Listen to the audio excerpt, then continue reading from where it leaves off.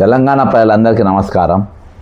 మరి ఈరోజు ఈ తెలంగాణలో ముఖ్యమైన రెండు ప్రధానమైన స్థలాల్లో మరి రెండు జాగాలలో రెండు ప్రాంతాల్లో రెండు రిటైర్మెంట్ ఎంప్లాయీస్ యొక్క మరి బకాయిల గురించి వారి 41 మంది మరణాల గురించి ఈరోజు రెండు వేదికలుగా ఈరోజు ప్రజల దృష్టికి వెళ్ళడం జరిగింది. అందులో ముఖ్యంగా తెలంగాణ హైకోర్టు ముందు ఈరోజు నేను 2 రోజుల నుండి ఇచ్చిన పిలుపును అందుకొని మళ్ళీ మహబూబ్ నగర్కి వెళ్ళి ఇటు ఆదిలాబాద్కి వెళ్ళి అటు సుదూర ప్రాంతాలకు వెళ్ళి మరి అక్కడికి రావడం, హైకోర్టు దగ్గర రావడం జరిగింది. అంతేకాకుండా మేము ఒక పిటిషన్ తయారు చేసినాం. దాని మీద అందరూ కూడా మా ఫోన్ నంబర్లు మరియు సంతకాలు చేసినారు.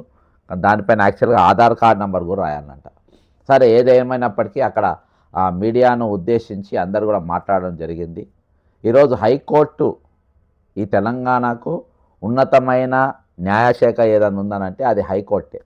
అటువంటి హైకోర్టు ఇచ్చిన జడ్జిమెంట్లు కూడా ఈరోజు ప్రభుత్వం మరి 420 ప్రభుత్వం 420 కేసులోనే ఉన్నటువంటి రేవంత్ రెడ్డి గారు మరి ఆయన ఈరోజు హైకోర్టు డైరెక్షన్స్ను కూడా పాటించకుండా ఈరోజు అంటే హైకోర్టు అంటే ఆయనకే కాదు, ఇప్పుడు బట్టి ఫైనాన్స్ మినిస్టర్కు లేదు, ఈరోజు చీఫ్ సెక్రటరీకి లేదు, ఈరోజు ఫైనాన్స్ సెక్రటరీకి కూడా లేదు. ఫైనాన్స్ సెక్రటరీ హైకోర్టుకి వెళ్ళి వస్తే మీరు అప్పీల్కి బొమ్మని చెప్తారంట, పట్టించుకోవద్దంటారంట, సుప్రీంకోర్టుకు బొమ్మని చెప్తారంట. ఇట్లా అంటే జనంకు ఏమన్నా ఇవ్వాల్సి వస్తే వాళ్ళని పట్టించుకోవద్దంటారంట. అంటే అలాంటి ఫైనాన్స్ సెక్రటరీ, అలాంటి చీఫ్ సెక్రటరీ, అసోంటి ముఖ్యమంత్రి, అసోంటి ఉప ముఖ్యమంత్రులు ఈరోజు ఉన్నారు. బాజాబ్తా ఈరోజు హైకోర్టును కూడా హైకోర్టు జడ్జిమెంట్ను కూడా పట్టించుకోలేని పరిస్థితి. అంతేకాకుండా ఈరోజు మరి ఏకంగా హైకోర్టు జడ్జి గారు కూడా మరి నా పెన్షన్ వస్తలేదని చెప్పేసి ఈరోజు పిటిషన్ వేసినటువంటి పరిస్థితి.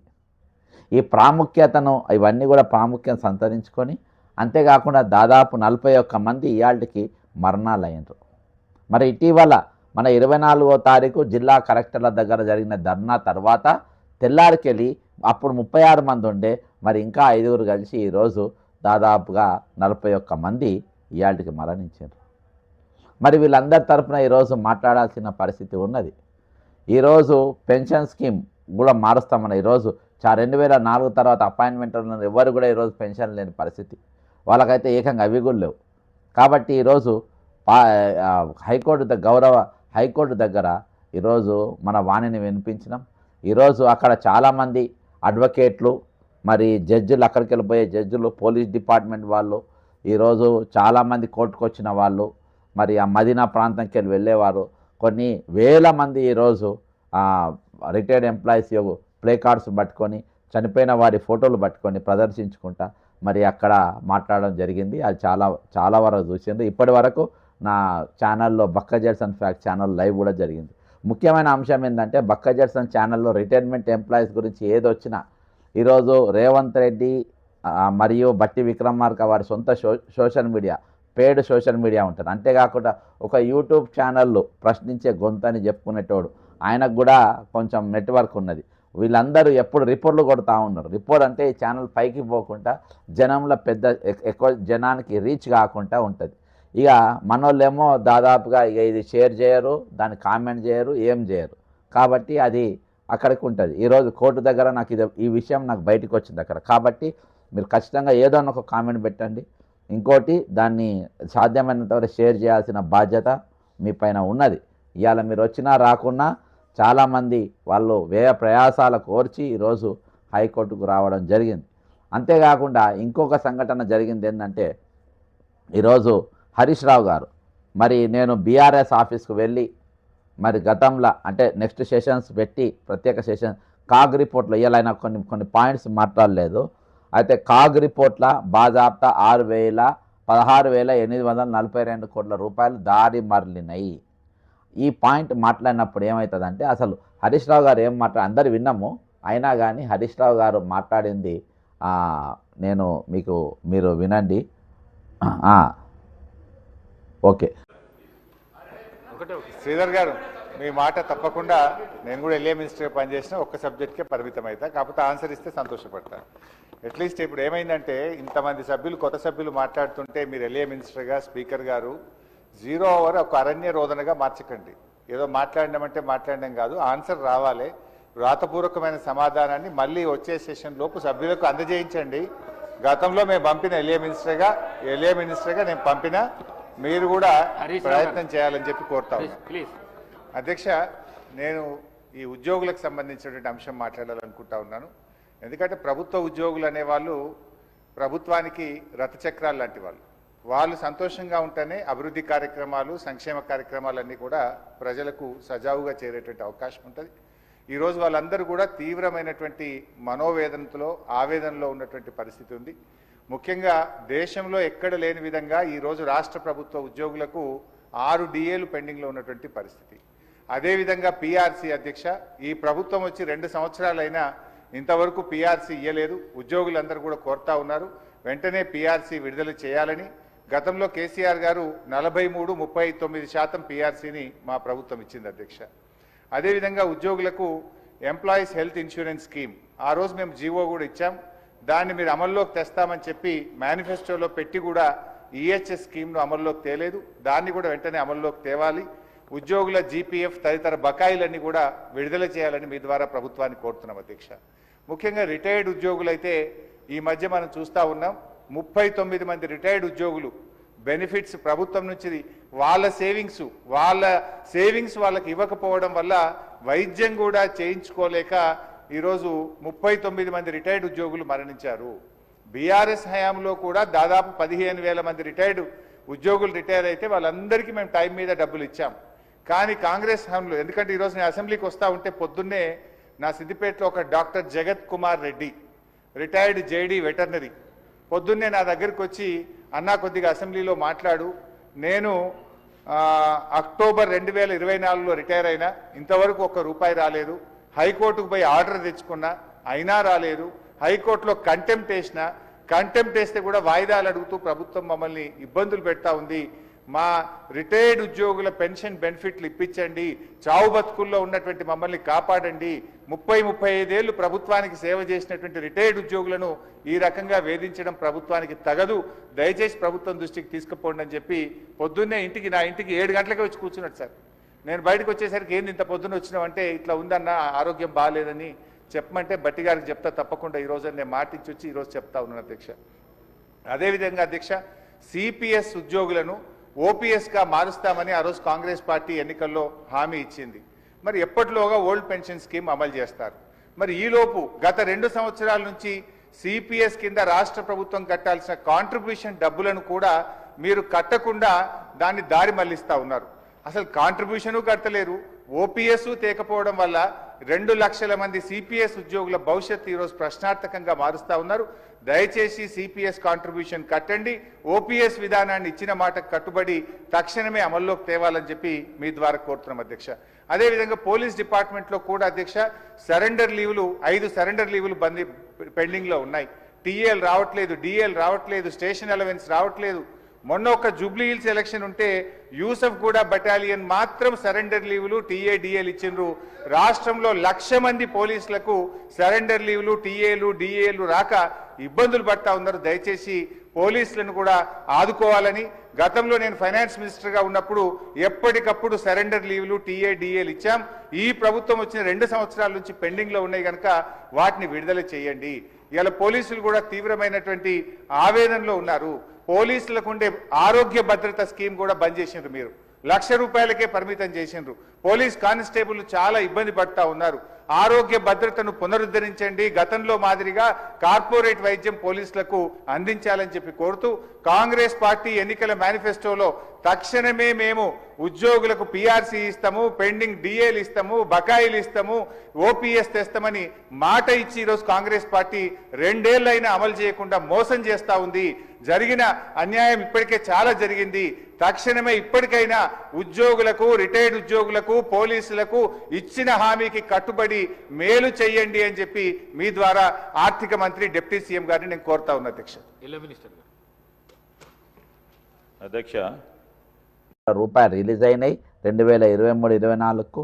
అంతేకాకుండా మరి ఇప్పుడు ఈ సంవత్సరం దాదాపు 11,000 కోట్ల రూపాయలు రిలీజ్ అయినాయి. మరి పైసలన్నీ ఎక్కడికి పోతున్నట్టు? ఈరోజు వాళ్లకు అంటే రిటైర్మెంట్స్, ఎంప్లాయీస్, పెన్షన్స్ వీటి కోసం చూపెడుతున్నారు. మరి పోయిన సంవత్సరం పోయినసారే ఈసారి ఇవి ఇచ్చేస్తే మరి ఈ ప్రాబ్లమే ఉండేది కాదు కదా. మరి అవన్నీ ఎటు దారి మరలినట్టు అనేది హరీష్ రావు గారు ఆ పాయింట్ మర్చిపోయారు. నేను ఆ కాగ్ రిపోర్టు బీఆర్ఎస్ ఆఫీస్లో చాలా స్పష్టంగా ఇవ్వడం జరిగింది. మరి కాగ్ రిపోర్ట్ ప్రస్తావన ఎందుకు తేలేదు? అది మరి దాదాపు అది ఒకవేళ అది ప్రతిపక్షం అంటే ఈయన మన హరీష్ రావు గారు బీజేపీ రెండు కూడా గట్టిగా పట్టుకుంటే ఈరోజు వాళ్ళు ఇరుక్కపోయేటోళ్ళు, చట్ట ప్రకారంగా ఇరుక్కపోయేటోళ్ళు. రేపు వాళ్ళ మీద కేసులు కూడా ఫైల్ అయ్యి జైలుకు పంపే పరిస్థితి వచ్చేది. కానీ ఈరోజు అది అందులో ప్రస్తావించకపోవడం ఇది కనీసం 2వ తారీఖున ప్రస్తావించాలని కోరుకుంటున్నాను. అంతేకాకుండా ఈరోజు వాళ్ళని అంటే అసలు ఉండి మాట్లాడిండ్రు ఎందుకు అంటే చాలామంది అనుమానాలు ఉన్నాయి. మరి ఒకటేసారి మాట్లాడిండ్రు. అంతేకాకుండా ఈరోజు హర్షం కూడా వ్యక్తం చేస్తూ ఉన్నారు చాలామంది. అంటే ఈరోజు ఎవరో ఒక వాయిస్ అయితే వచ్చిందని. ఇంకా 2వ తారీఖు కూడా యాక్చువల్గా నేను రేపు అసెంబ్లీ ఉంటుంది అనుకొని మేము అనుకోకుండా అక్కడ కొంతమంది రిటైర్మెంట్ ఉద్యోగులు మేమందరం మాట్లాడుకొని యాక్చువల్గా రేపటి దినాన మేము చలో అసెంబ్లీ అని చెప్పి రేపటి దినాన మేము అనుకున్నాం. కానీ రేపటి దినాన హాలిడే ఉన్నది 2వ తారీఖు రోజు చలో అసెంబ్లీ ఖచ్చితంగా ప్రతి ఊర్లోకి వెళ్ళి ప్రతి గ్రామంకి వెళ్ళి ఈరోజు అందరూ కూడా 101% రావాల్సిన. మీరు తప్పించుకొని వస్తారా, బస్సులలో వస్తారా, ఎట్లెట్లు వస్తారో తెలియదు.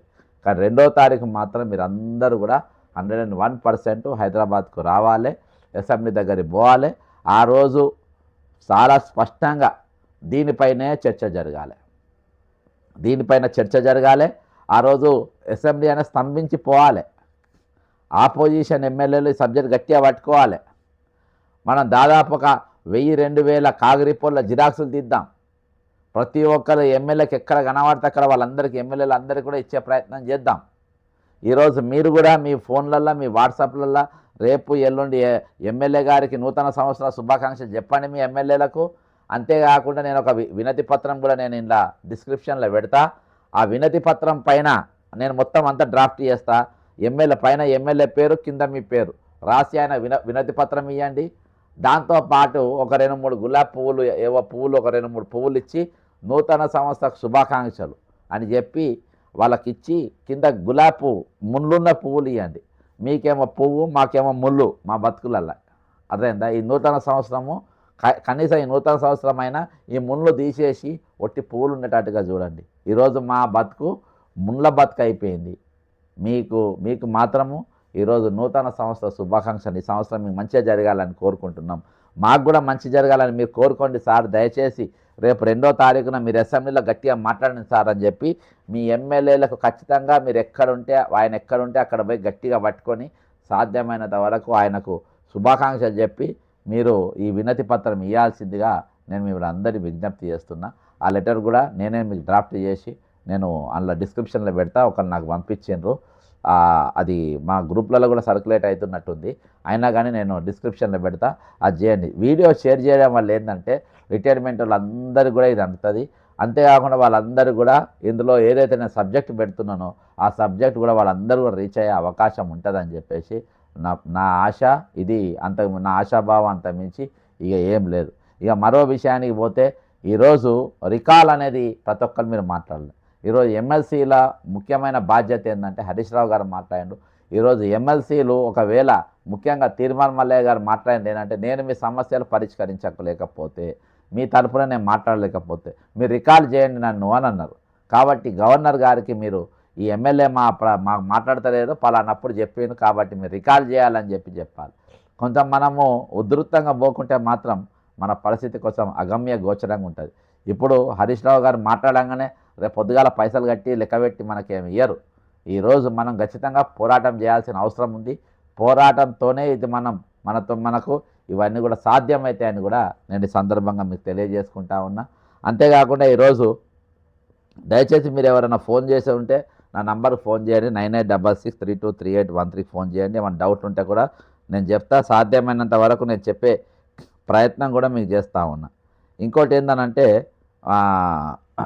నేను యాక్చువల్గా కొన్ని ఫోన్ కాళ్ళు తీసుకుందాం అనుకున్నా కానీ ఇవాళ నేను తీసుకునే పరిస్థితుల్లో లేను.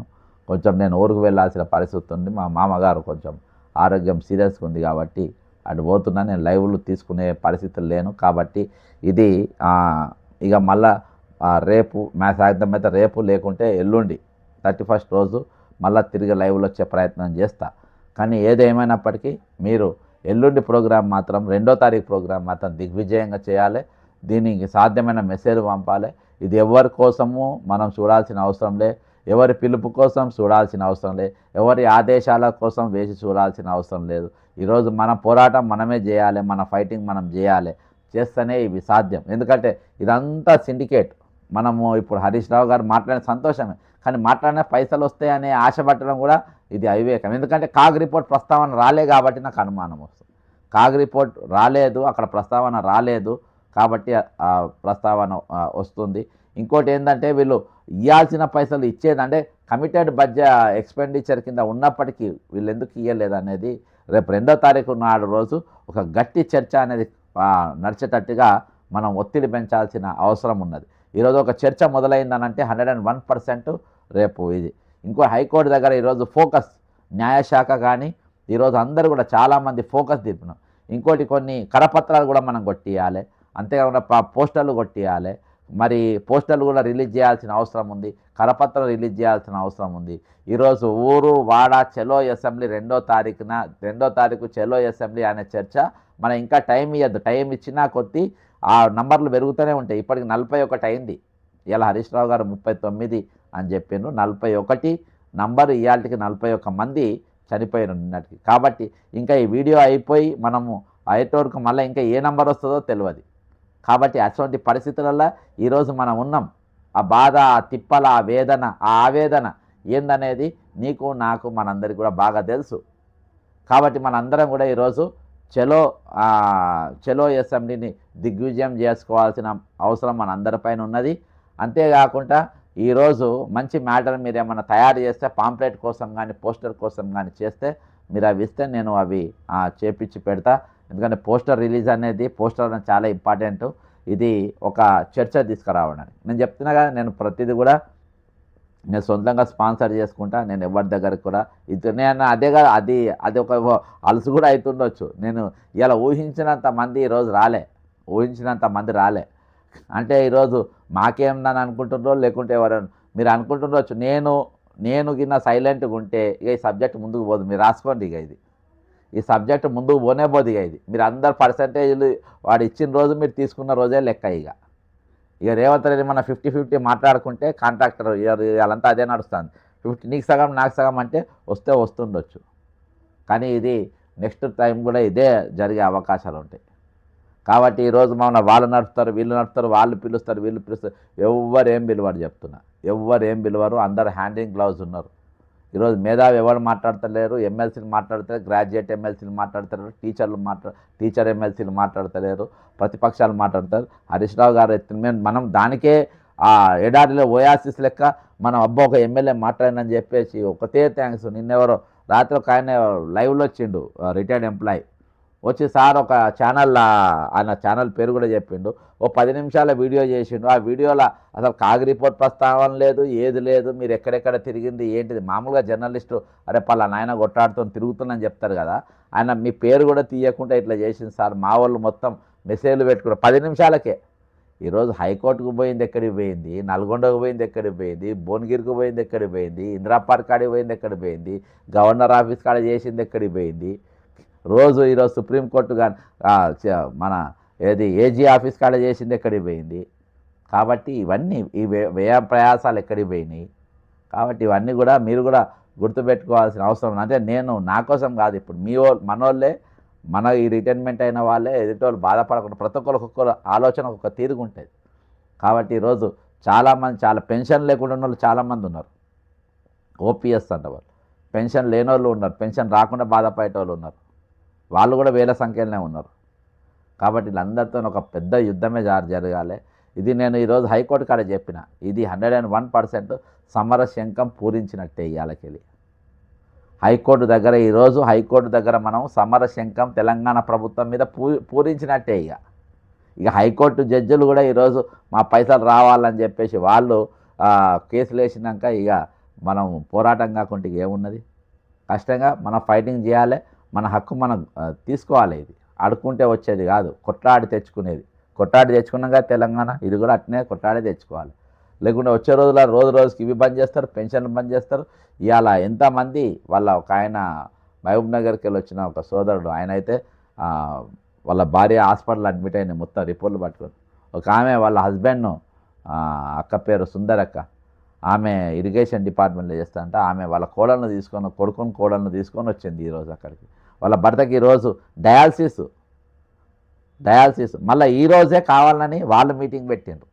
ఏడా మన బీటీఎన్జిఓలు ఇలా ప్లాట్లు ఇచ్చేస్తున్నాం, కొలుస్తున్నాం, ఈ పొడుగంట ఎడల్పెంత కొలిసి ఇచ్చేస్తున్నామని. ఇవన్నిటిపైన ఖచ్చితంగా సిబిఐ ఎంక్వైరీ చేస్తా. గతంలో పంచిన ప్లాట్లు శ్రీనివాస్ గౌడ్, స్వామి గౌడ్ పీరియడ్లో జరిగిన ప్లాట్ల పైన కూడా నేను దానిపైన కూడా ఎంక్వైరీ చేస్తా. అంటే సక్రమంగా ఇస్తే హ్యాపీ, సక్రమంగా ఇవ్వకుండా అక్రమంగా అమ్ముకొని ఒక్కోడు 4 ప్లాట్లు 5 ప్లాట్లు ఎవడెవడు పెట్టుకుందో అందరి జాతకాలు బయటికి తీస్తా. ఎవరిని వీళ్ళని వదిలేదు, వాళ్ళని వదిలేదు. ఈరోజు ఉద్యోగులను అడ్డం పెట్టుకొని వాళ్ళ డ్యూటీ వాళ్ళు చేస్తారు, మనం ఎవరు పట్టించుకోరని చెప్పి గజ దొంగలు వీళ్ళు. అరే వీళ్ళు ఏడుస్తున్నప్పుడు, వీళ్ళు సస్తున్నప్పుడు స్పందించిన వాళ్ళ గురించి మేమెందుకు ఊకుంటాం భయ్? ఊకునే సవాలే లేదు. ఈరోజు పూర్వం గచ్చిబౌల్లో కట్టిన ప్లాట్కెళ్ళి మొదలుపెట్టి ఖమ్మంలో ఏలూరు సీన్ ఇప్పుడున్న టీజీఓ ప్రెసిడెంట్ పీరియడ్లో ఉన్న భూములకెళ్ళి మొదలుపెట్టి ప్రతి భూమి పైన మేము ఖచ్చితంగా ఎంక్వైరీ పెట్టిపిస్తాం. ఖచ్చితంగా సవాలే రాసుకోండి. ఇక ఇది నేను ఒక సబ్జెక్ట్ పట్టుకుంటే దాన్ని కొన చూసేదాకానే ఎంబడే పడతాయి. పెన్షన్ చెప్తున్నా కదా, పెన్షన్ వాళ్ళకి ఇప్పుడు రిటైర్మెంట్ ఎంప్లాయీస్ కూడా ఇష్టం ఉన్నా లేకుండా నేను దాన్ని ఎంబడి పడుతూనే ఉన్నా. ఇలా కొంతమంది కథలు తెలుసు, ఎవడెవడు ఎట్లా కథలు పడుతున్నా కథలు కూడా నాకు అన్నీ తెలుసు. వాళ్ళ కథలు నాకు అవసరం లేదు. ఒక సబ్జెక్టు ఈరోజు చాలా ఇబ్బంది పడే చాలామంది ఉన్నారు, ఈ పైసల మీదనే బతికేటోళ్ళు ఉన్నారు. ఇవాళ పొద్దుగాల ఒక ఆయన చెప్తున్నాడు, నిన్న దినాన లైవ్లో మన పెన్షన్ రానోళ్ళు ఏం చెప్తున్నాయన, ఈరోజు కూలికి పోతున్నాం సార్, నెల జీతం లేదంట, నెల జీతం లేక సంవత్సరంన్నర అయిందంట పెన్షన్ లేక. నెలకెళ్ళి పెన్షన్ కూడా లేక మేము ఎట్లా బతాం సార్ కూకొని? రిటైర్మెంట్ పైసలు రాలే, పెన్షన్ రాలే, మేము ఏం చేయాలి? కూలికే కదా పోవాలి. వాళ్ళ కోసం మేము కొట్లాడుతున్నాం, మనందరం కూడా కొట్లాడాలి. ఈరోజు నిరుద్యోగ సంఘం జనార్దన్ కూడా వచ్చి మనం మద్దతు తెలిపిండు. వాళ్ళు కూడా మనం ప్రతి లైబ్రరీ పోదామన్నా జిల్లాలలో దీక్షలు చేద్దామని. చలో అసెంబ్లీ 2వ తారీఖు సక్సెస్ చేయాలి. ఊళ్ళకెళ్ళి, గల్లీలకెళ్ళి, సందులకెళ్ళి, ఇళ్ళకెళ్ళి శాతనైనా కాకుండా ఆరోగ్య బాగాలేని వాళ్ళు